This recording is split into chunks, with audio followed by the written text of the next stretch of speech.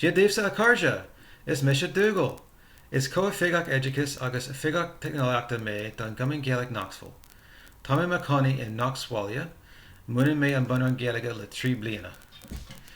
Hello friends, I'm Wes Jones and I'm the Technology Officer and an Education Co-Chair for the Knoxville Irish Society. I live here in Knoxville and I have helped teach the beginners level Irish language for the past 3 years. I'm here today to give you the short introduction to the Irish language, a bit of history, and hopefully inspire you to join us in class when the semester starts next fall. Irish Gaelic, or Gaeilge as it's known in the language, is a Celtic language originating in Ireland, and it's part of the Dialects branch of the Celtic languages, so think Irish, Scottish Gaelic, and Manx. The other branch, of course, is the Brythonic branch, which consists of Welsh, Cornish, and Breton. There is a bit of intelligibility between Irish, Scottish Gaelic, and Manx. However, no such intelligibility exists between Irish and the other branch. The Irish language, or Gaeilge, has been spoken in Ireland since before the 4th century, making it one of the oldest living languages still being spoken in the world. The oldest remains of primitive Irish are inscriptions found on the Ogham stones, which are the standing stones found throughout the island, but sometimes outside in the Isle of Man, Scotland, and England as well. According to Udras na Gaeltachta, Old Irish was first written in the Roman alphabet before the beginning of the 7th century, which makes Irish the oldest written vernacular language north of the Alps. St. Patrick brought monastic life to Ireland, which gave rise to Irish monks copying texts, which kept history, knowledge, and culture alive during the Dark Ages. They mostly wrote in Latin, but written Irish was found in the margins of the texts, which marked the transition to using the Latin alphabet to write Irish. Due to invasion and conquest, particularly during the first millennium of the Common Era, Irish has been influenced by the Vikings and the Anglo-Normans. During this period, the major cities that we know of today were established, cities such as Dublin, Wexford, Cork, and Limerick. In fact, Dublin comes from the Viking-influenced term Dublin, which means Blackpool. This was, of course, anglicized to Dublin. The Anglo-Normans did make English the language of law and commerce throughout the island, while discouraging the use of Irish in public life. English was taught in schools, while speaking Irish was punished through the use of strict penal laws. This obviously led to a decline in the use of Irish throughout the island. However, in the late 19th century, groups such as Conradh na Gaeilge, the Gaelic League, have helped revitalize and promote the Irish language. Couple this with the growing social and political nationalistic movement, have seen a rise in the number of speakers at the turn of the 20th century. Irish, of course, was first recognized, along with English, as Ireland's official language in the 1922 Irish Free State Constitution. Today, Irish is strongest in the 3 Gaeltachtaí located around Donegal, Connemara, and Kerry. According to the 2016 Census of Ireland, there are about 1.7 million Irish speakers in the Republic of Ireland, which is about 39.8% of the population. In Northern Ireland, around 185,000 people identified themselves as having knowledge of Irish in the 2011 UK Census.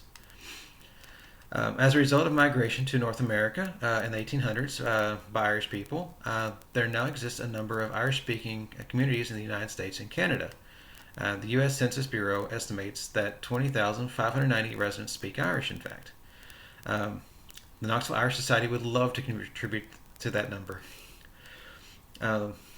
The Irish language consists of 3 major dialects, Ulster, Connacht, and Munster, and an official standard.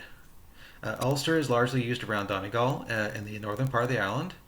Connacht is spoken in the Connemara region on the western portion of the island around Galway, the Rowan Islands, and County Mayo. Munster is spoken in the southwestern portion of the island around Kerry and Cork. During the 1950s through the 1960s, an official standard was developed known as the Caighdeán na Figiúil. It combines elements from all 3 dialects and mostly takes pronunciation clues from the Connacht dialect. This is the dialect that's taught today in most schools, and it's also the dialect that Duolingo teaches if you have experience with that. Um, Now, I would like to give you some phrases that you can practice on your own. Um, Feel free to pause this video and rewind it if it helps. Gia ditch is how you say hello. Uh, so it's Gia ditch, Gia ditch, Gia ditch. And the reply, when we say hello back to the person, it would be Gia is mura ditch. Gia is mura ditch. Gia is mura ditch. Gia is mura ditch. And of course, after saying hello, you'll probably want to ask them how they're doing. So you can say, you can ask, Kanas atatu? Kanas atatu? Kanas atatu? And then there's some replies. So say you're doing well, which would be Tame gomai, Tame gomai, Tame gomai, Tame gomai. Or or say you're not feeling so well. Be Neil me gomai. Neil me gomai. Neil me gomai. Or you can just be fine. Tame go bra. Tame go bra. Tame go bra.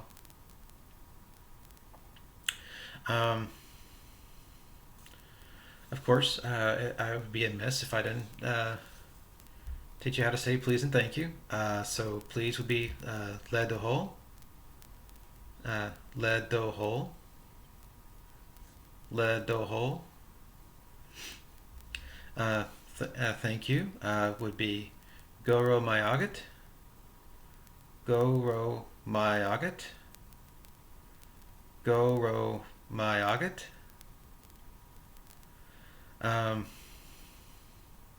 And then if you want to reply to that, like we have two of them, I can teach you.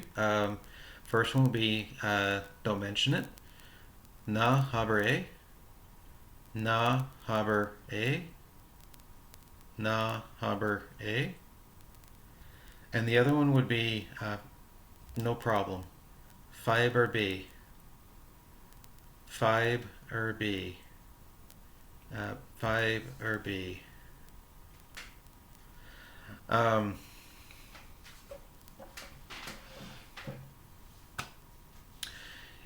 If you want to welcome someone, you can say, welcome to your place. You might have already heard, the 100,000 welcomes. Cade mila falcha. Cade mila falcha. Cade mila falcha. And of course, you can always just say, just welcome would just be falcha. Falcha.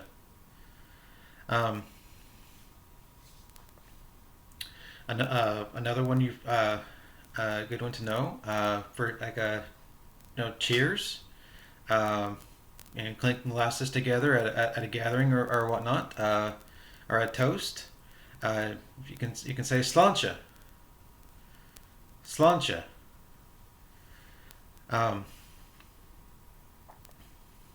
Now after that toast, this one might be can be an important one, which is Kawil and Laris, which means where's the bathroom? Kawil and Laris. Kawil and Laris. Kawil and Laris. Although if you're and